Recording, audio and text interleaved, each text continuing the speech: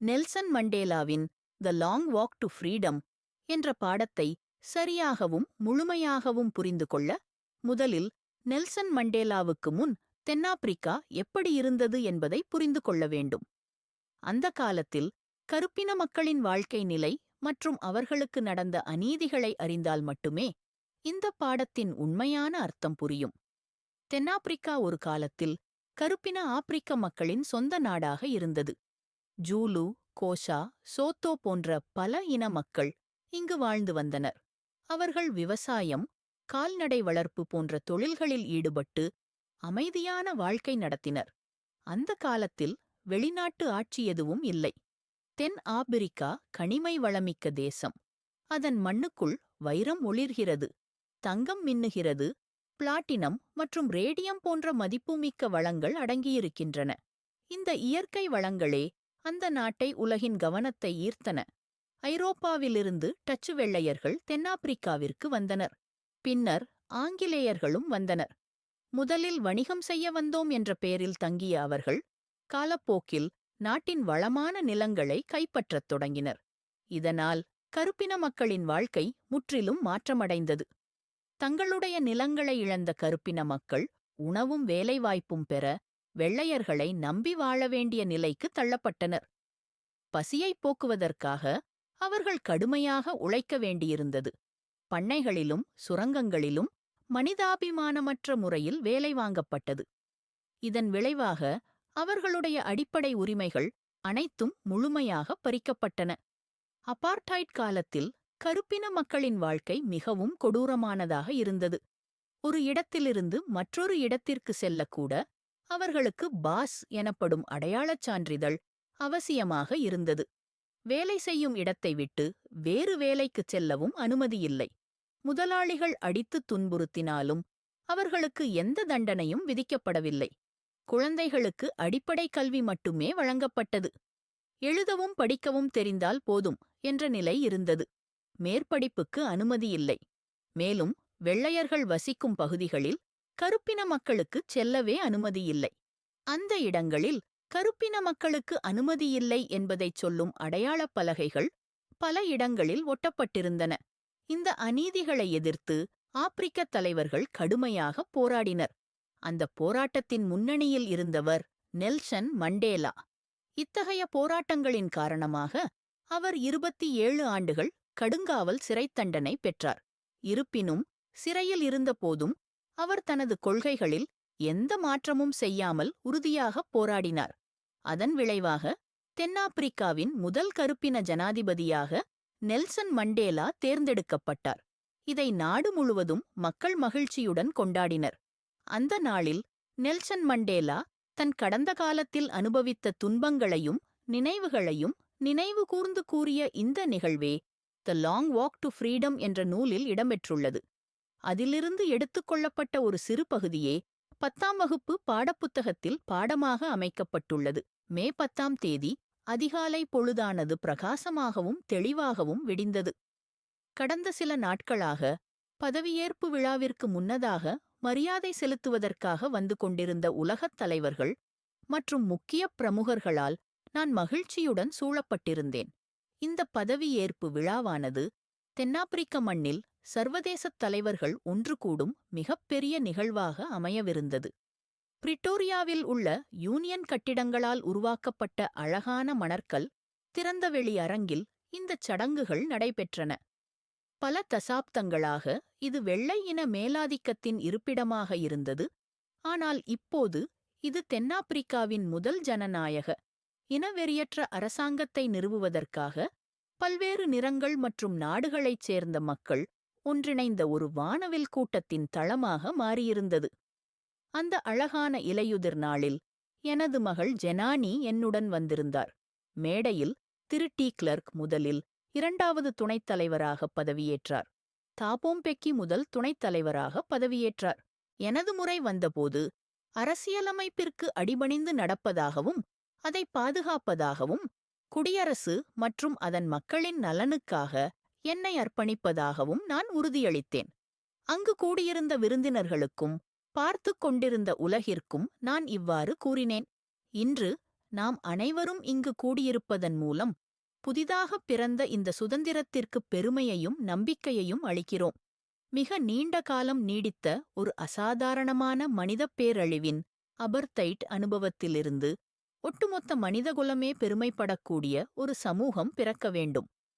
சிறிது காலத்திற்கு முன்பு வரை சட்டத்திற்கு புறம்பானவர்களாக கருதப்பட்ட நமக்கு இன்று உலக நாடுகளுக்கு நமது சொந்த மண்ணிலேயே விருந்தளிக்கும் அரிய பாக்கியம் கிடைத்துள்ளது.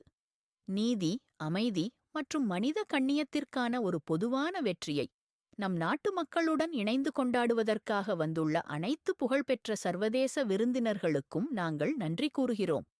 நாங்கள் இறுதியாக எங்கள் அரசியல் விடுதலையை அடைந்துவிட்டோம்.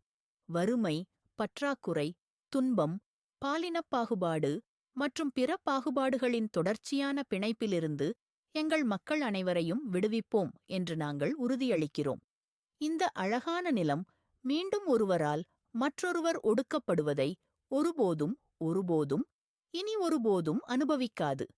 இவ்வளவு மகிமையான இந்த மனிதச் சாதனையின் மீது சூரியன் ஒருபோதும் மறையாது. சுதந்திரம் ஆளட்டும். கடவுள் ஆப்பிரிக்காவை ஆசீர்வதிக்கட்டும்.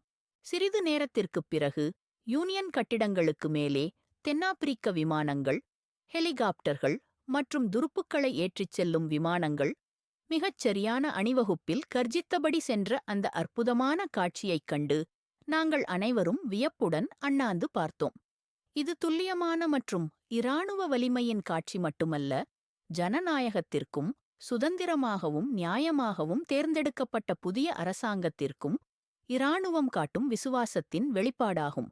சில நிமிடங்களுக்கு முன்புதான் தென்னாப்பிரிக்க பாதுகாப்புப் படை மற்றும் காவல்துறையின் உயர்மட்டத் தளபதிகள் பதக்கங்களால் அலங்கரிக்கப்பட்ட சீருடைகளுடன் எனக்கு வணக்கம் செலுத்தி தங்கள் விசுவாசத்தை உறுதிப்படுத்தினர். ஆனால் சில ஆண்டுகளுக்கு முன்பு அவர்கள் எனக்கு வணக்கம் செலுத்தியிருக்க மாட்டார்கள், மாறாக என்னை கைது செய்திருப்பார்கள் என்ற உணர்வு என் மனதில் நிழலாடியது. இறுதியாக இம்பாலா விமானங்கள் தென்னாப்பிரிக்காவின் புதிய தேசிய கொடியின் வண்ணங்களான கருப்பு, சிவப்பு, பச்சை, நீலம் மற்றும் தங்க நிறங்களில் புகையை வெளியிட்டபடி ஒரு வி வடிவ ஷெவ்ரான் பாதையை உருவாக்கின. அந்த நாள் எனக்கு 2 தேசிய கீதங்கள் இசைக்கப்பட்டதன் மூலம் அடையாளப்படுத்தப்பட்டது. வெள்ளையர்கள் என்கோசி சிகெலெல் ஏ அஃப்ரிக்கா கீதத்தையும் கருப்பர்கள் குடியரசின் பழைய கீதமான டை ஸ்டேம் கீதத்தையும் பாடினர். அன்று அந்த இரு குழுவினருக்கும் தாங்கள் ஒரு காலத்தில் வெறுத்த கீதத்தின் வரிகள் தெரியாவிட்டாலும் விரைவில் அவர்கள் அதை மனப்பாடம் செய்து கொள்வார்கள் என்று நான் நம்பினேன். பதவியேற்பு நாளில் நான் வரலாற்று உணர்வால் நெகிழ்ந்து போனேன். 20ஆம் நூற்றாண்டின் முதல் தசாப்தத்தில் கசப்பான ஆங்கிலோ-போயர் போருக்குப் பிறகு நான் பிறப்பதற்கு சில ஆண்டுகளுக்கு முன்பு தென்னாப்பிரிக்காவின் வெள்ளை நிற மக்கள் தங்களுக்குள் இருந்த வேறுபாடுகளைச் சரிசெய்து தங்கள் சொந்த நிலத்தின் கருப்பு நிற மக்களுக்கு எதிராக இன ஆதிக்க முறையை உருவாக்கினர். அவர்கள் உருவாக்கிய அந்த அமைப்பு உலகம் இதுவரை கண்டிராத மிகவும் கடினமான மற்றும் மனிதாபிமானமற்ற சமூகங்களில் ஒன்றாகத் திகழ்ந்தது. இப்போது 20ஆம் நூற்றாண்டின் கடைசி தசாப்தத்திலும் ஒரு மனிதனாக 80களில் அந்த அமைப்பு மாற்றப்பட்டுவிட்டது. தோல் நிறத்தை பொருட்படுத்தாமல் அனைத்து மக்களின் உரிமைகளையும் சுதந்திரத்தையும் அங்கீகரிக்கும் ஒரு புதிய சமூகமாக அது மாறியது. ஆனால் அந்த நாள் எளிதில் உருவானதல்ல. ஆயிரக்கணக்கான என் மக்களின் கற்பனை செய்ய முடியாத தியாகங்களின் மூலமே அந்த விடுதலை நாள் பிறந்தது. அவர்களின் துன்பங்களையும் துணிச்சலையும் ஒருபோதும் கணக்கிட முடியாது, ஒருபோதும் கைம்மாறு செய்யவும் முடியாது. அந்த நாளில் நான் உணர்ந்தேன், எனக்கு முன்பே மறைந்து போன அனைத்து ஆப்பிரிக்க தேசபக்தர்களின் கூட்டு உருவமே நான் என்று. அந்த நீண்ட உன்னதமான வரிசை என்னுடன் முடிவடையவில்லை, என்னுடன் மீண்டும் தொடங்கியது. அவர்களுக்கு நான் நன்றி சொல்ல முடியவில்லை. அவர்கள் செய்த தியாகங்கள் எத்தகைய பலனைத் தந்தன என்பதை அவர்கள் பார்க்க முடியவில்லை. அது என் மனதில் ஆழமான வேதனையாக இருந்தது. அப்பார்த்தைட் என் நாட்டிலும் என் மக்களிடமும் ஆழமான நீடித்த வடுவை உருவாக்கியது. அந்த காயத்திலிருந்து மீண்டு வர பல ஆண்டுகள் தேவை, ஒருவேளை பல தலைமுறைகள் கூட. ஆனால் அந்த ஒடுக்குமுறையின் ஒரு தற்செயலான விளைவும் இருந்தது. அது நம் காலத்தின் ஆலிவர் டாம்போவுகளை, வால்டர் சிசுலுக்களை சீஃப் லுத்துலிகளை, யூசுப் தாதுக்களை, பிராம் ஃபிஷர்களை, ராபர்ட் சோபுக்வேக்களை உருவாக்கியது. அத்தகைய அசாதாரணமான மனிதர்களே ஒரு தேசத்தின் விடுதலையை உருவாக்கினர். அவர்களின் கனவுகள் இன்றும் நம்முள் வாழ்கின்றன.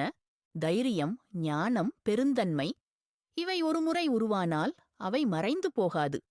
ஒருவேளை அடக்குமுறையின் ஆழம்தான் இத்தகைய அற்புதமான மனிதப் பண்புகளை உருவாக்குகிறதோ? என் நாடு அதன் மண்ணுக்கடியில் இருக்கும் தங்கம், கனிமங்கள், வைரங்களால் வளமானது. ஆனால் அதைவிட உயர்ந்த செல்வம் ஒன்று இருக்கிறது. அது அதன் மக்கள். அவர்கள் எந்த வைரத்தையும் விட தூய்மையானவர்கள். இந்தப் போராட்டப் பாதையில் என்னுடன் நடந்த தோழர்களிடம்தான் நான் தைரியத்தின் உண்மையான அர்த்தத்தை கற்றேன். மீண்டும் மீண்டும் ஆண்களும் பெண்களும் ஒரு கொள்கைக்காக தங்கள் உயிரையே பணயம் வைத்ததை நான் கண்டேன். உடையாமல், அடக்குமுறைகளுக்கும் வேதனைகளுக்கும் மத்தியில் உறுதியுடன் நின்ற மனிதர்களை பார்த்தேன். அப்போதுதான் நான் உணர்ந்தேன், தைரியம் என்பது பயம் இல்லாமை அல்ல. பயத்தை வெல்வதே உண்மையான தைரியம். யாரும் பிறக்கும் போதே மற்றொருவரை வெறுப்புடன் பிறப்பதில்லை. அவன் தோலின் நிறம், அவனின் பின்னணி அல்லது அவனின் மதம் காரணமாக. மனிதர்கள் வெறுப்பதை கற்றுக்கொள்கிறார்கள். கற்றுக்கொள்ள முடிந்தால் காதலையும் கற்றுக்கொள்ள முடியும். ஏனெனில் மனித இதயத்திற்கு வெறுப்பை விட காதல் இயல்பானது. சிறையின் மிகக் கடினமான நாட்களிலும் கூட மனிதத்தன்மையின் ஒரு சிறிய ஒளியை நான் கண்டேன். அது சில நொடிகள் மட்டுமே நீடித்தாலும் அது எனக்கு நம்பிக்கையைக் கொடுத்தது. ஏனெனில் மனித நன்மை ஒரு ஜுவாலை போன்றது. அதை மறைக்கலாம், ஆனால் அணைக்க முடியாது. சமூகத்தில் ஒவ்வொரு மனிதனும் அவனது விருப்பங்கள் மற்றும் திறமைகளுக்கு ஏற்ப தன் கடமைகளை நிறைவேற்ற முடியும். ஆனால் தென்னாப்பிரிக்கா போன்ற ஒரு நாட்டில் பிறப்பு மற்றும் நிறத்தைக் கொண்ட ஒரு மனிதன் அந்தக் கடமைகள் இரண்டையும் நிறைவேற்றுவது என்பது கிட்டத்தட்ட சாத்தியமில்லாத ஒன்றாக இருந்தது. தென்னாப்பிரிக்காவில் ஒரு மனிதனாக வாழ முயன்ற ஒரு கருப்பின மனிதன் தண்டிக்கப்பட்டு தனிமைப்படுத்தப்பட்டான். தென்னாப்பிரிக்காவில் தன் மக்களுக்குச் செய்ய வேண்டிய கடமையைச் செய்ய முயன்ற ஒருவன் அவனது குடும்பத்திலிருந்தும் இல்லத்திலிருந்தும் வலுக்கட்டாயமாகப் பிரிக்கப்பட்டு இரகசியமான மற்றும் கலகக்காரத்தனமான ஒரு அந்தி நேரத்து வாழ்க்கையை வாழத் தள்ளப்பட்டான். ஆரம்பத்தில் என் மக்களுக்கு மேலாக என் குடும்பத்தை வைக்க நான் தேர்வு செய்யவில்லை. ஆனால் என் மக்களுக்குச் சேவை செய்ய முயன்றபோது ஒரு மகனாக, ஒரு சகோதரனாக, ஒரு தந்தையாக மற்றும் ஒரு கணவனாக என் கடமைகளைச் செய்வதிலிருந்து நான் தடுக்கப்படுவதைக் கண்டேன். நான் சுதந்திரமாக இருக்க வேண்டும் என்ற வேட்கையோடு பிறக்கவில்லை. நான் சுதந்திரமாகவே பிறந்தேன். எனக்குத் தெரிந்த எல்லா வழிகளிலும் சுதந்திரமாக இருந்தேன். என் தாயின் குடிசைக்கு அருகில் உள்ள வயல்களில் ஓடவும், என் கிராமத்தின் வழியாக ஓடிய தெளிவான நீரோடையில் நீந்தவும், நட்சத்திரங்களுக்கு அடியில் சோளம் வறுக்கவும், மெதுவாகச் செல்லும் காளைகளின் அகலமான முதுகில் ஏறி சவாரி செய்யவும் சுதந்திரமாக இருந்தேன். என் தந்தையின் சொல்லுக்குக் கீழ்ப்படிந்து என் பழங்குடியினரின் பழக்க வழக்கங்களை கடைபிடித்தவரை நான் மனித விதிகளாலோ அல்லது கடவுளின் விதிகளாலோ தொந்தரவு செய்யப்படவில்லை. என் சிறுவயது சுதந்திரம் என்பது ஒரு மாயை என்பதை நான் உணரத் தொடங்கிய போதுதான், ஒரு இளைஞனாக எனது சுதந்திரம் ஏற்கனவே என்னிடமிருந்து பறிக்கப்பட்டுவிட்டது என்பதைக் கண்டறிந்தேன். அப்போதுதான் நான் அதற்காக ஏங்கத் தொடங்கினேன். முதலில் ஒரு மாணவனாக எனக்காக மட்டும் ஒரு தற்காலிக சுதந்திரத்தை நான் விரும்பினேன். இரவில் வெளியே தங்குவதற்கும், நான் விரும்புவதை படிப்பதற்கும், நான் விரும்பும் இடத்திற்குச் செல்வதற்குமான சுதந்திரம். பின்னர் ஜோகன்னஸ்பர்க்கில் ஒரு இளைஞனாக எனது திறமையை அடைவதற்கும், எனது வாழ்வாதாரத்தைச் சம்பாதிப்பதற்கும், திருமணம் செய்து கொள்வதற்கும், ஒரு குடும்பத்தை வைத்திருப்பதற்கும் ஆகிய அடிப்படை மற்றும் கௌரவமான சுதந்திரங்களுக்காக நான் ஏங்கினேன். சட்டபூர்வமான வாழ்க்கையில் தடைபடாத சுதந்திரம் அது. ஆனால் நான் மட்டும் சுதந்திரமாக இல்லை என்பது மட்டுமல்லாமல், எனது சகோதர சகோதரிகளும் சுதந்திரமாக இல்லை என்பதை நான் மெதுவாகக் கண்டேன். எனது சுதந்திரம் மட்டும் பறிக்கப்படவில்லை. என்னைப் போலவே தோற்றமளித்த அனைவரின் சுதந்திரமும் பறிக்கப்பட்டிருந்தது. அப்பொழுதுதான் நான் ஆப்பிரிக்க தேசிய காங்கிரஸில் சேர்ந்தேன். அப்பொழுதுதான் எனது சொந்த சுதந்திரத்திற்கான வேட்கை என்பது எனது மக்களின் சுதந்திரத்திற்கான பெரும் வேட்கையாக மாறியது. என் மக்களின் சுதந்திரத்திற்கான ஆசை, அவர்கள் கண்ணியத்துடனும் சுயமரியாதையுடனும் வாழ வேண்டும் என்ற அந்த ஆசைதான் என் வாழ்க்கையை இயக்கியது. அது ஒரு பயந்த சுபாவம் கொண்ட இளைஞனை தைரியசாலியாக மாற்றியது. சட்டத்திற்கு உட்பட்டு நடந்த ஒரு வழக்கறிஞரை ஒரு குற்றவாளியாக மாற்றியது. குடும்பத்தின் மீது அன்பு கொண்ட ஒரு கணவனை வீடற்ற மனிதனாக மாற்றியது. வாழ்க்கையை நேசித்த ஒரு மனிதனை துறவியைப் போல் வாழக் கட்டாயப்படுத்தியது. நான் மற்றவர்களை விட அதிக ஒழுக்கமானவனோ அல்லது தியாகம் செய்பவனோ அல்ல. ஆனால் என் மக்கள் சுதந்திரமாக இல்லை என்று தெரிந்தபோது எனக்குக் கிடைத்த சொற்பமான மற்றும் மட்டுப்படுத்தப்பட்ட சுதந்திரத்தை கூட என்னால் அனுபவிக்க முடியவில்லை என்பதைக் கண்டு கொண்டேன். சுதந்திரம் என்பது பிரிக்க முடியாதது. என் மக்களில் ஒருவருக்கு பூட்டப்பட்ட விலங்கு அவர்கள் அனைவருக்கும் பூட்டப்பட்ட விலங்கு போன்றது. என் மக்கள் அனைவருக்கும் பூட்டப்பட்ட விலங்குகள் எனக்குப் பூட்டப்பட்ட விலங்குகள் ஆகும்.